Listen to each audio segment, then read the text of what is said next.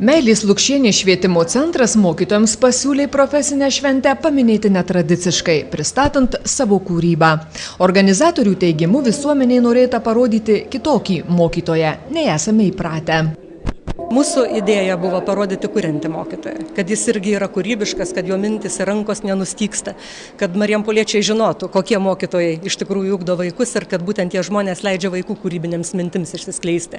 Na ir pakvietėme mokytojus į kuriančio mokytojo kiemą, į kūrybinių darbų parodą. Šiek tiek abejojome iš tikrųjų, kiek jų atsilieps, kaip mokytojai sureaguos, bet lūkesčiai pranoko įsivaizdavimą apie šitą renginį. Labai kviestume marijampoliečius, kurie siautės po Marijampolę visą savaitgalį užeiti į kultūros centrą ir pasižiūrėti iš tikrųjų, kokie puikūs yra mokytojų kūrybiniai darbai. Kultūros centre atidarytame kuriančiojo mokytojo kieme buvo parodytas įvairiapusis kūrybinių sugebėjimų spektras. Nauja idėja sudomino pedagogus. Parodai savo darbus pristatė 80 savivaldybės mokytojų. Svarbiausia, jog tai ne dailės ar technologijų, o įvairių kitų specialybių pedagogų kūryba.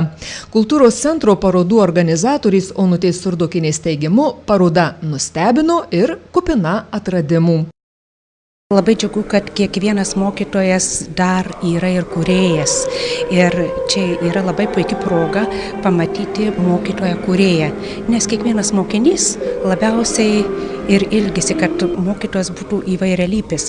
Ir aš manau, kad ir mokiniai tą galės įsitikinti per likusią savaitę.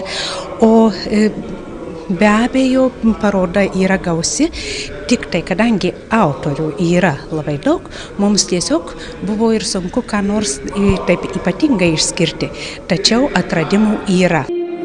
Onutė Surdokienė džiaugiasi, jog parodoje gausu brandžių darbų, jų autoriai bus pakviesti dalyvauti savivaldybės parodose.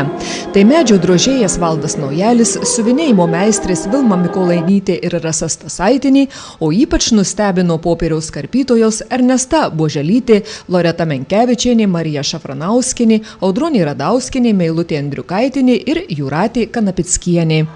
Kuriančiojo mokytojo kieme pedagogai skaitė eiles, demonstravo savo sukurtas rūbų kolekcijas, dainavo.